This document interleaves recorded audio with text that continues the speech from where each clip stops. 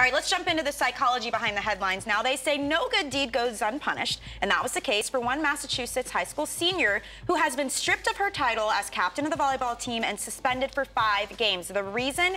She picked up a drunk friend at a party. Erin Cox was suspended after she was caught with a bunch of other teens at an underage drinking party. But it turns out the 17-year-old honor student wasn't there to drink. She was there to pick up a friend who was too drunk to drive, which was confirmed, by the way, by local police. But as far as North Andover High School is concerned, Cox violated the district's zero-tolerance alcohol and drug policy just the same.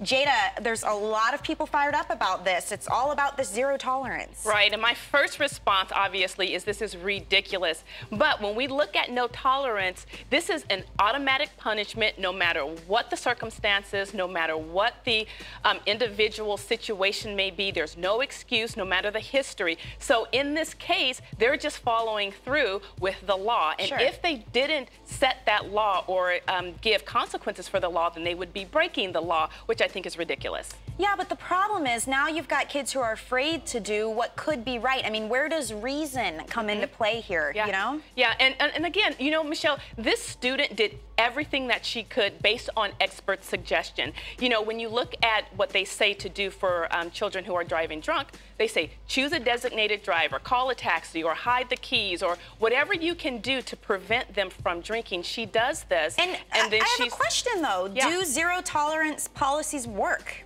You know what? That's a great question, Michelle, because when I looked this up, most research suggests that they do not work. There's no evidence to support the effectiveness of zero-tolerance policies, and that's throughout corporations, you know, schools, just in law, life. just in life in general. So, reason has to come into play. That's part of being a human being. Michelle, it's like we can take case by case, reason. right? I like reason. All right, Jada, thanks.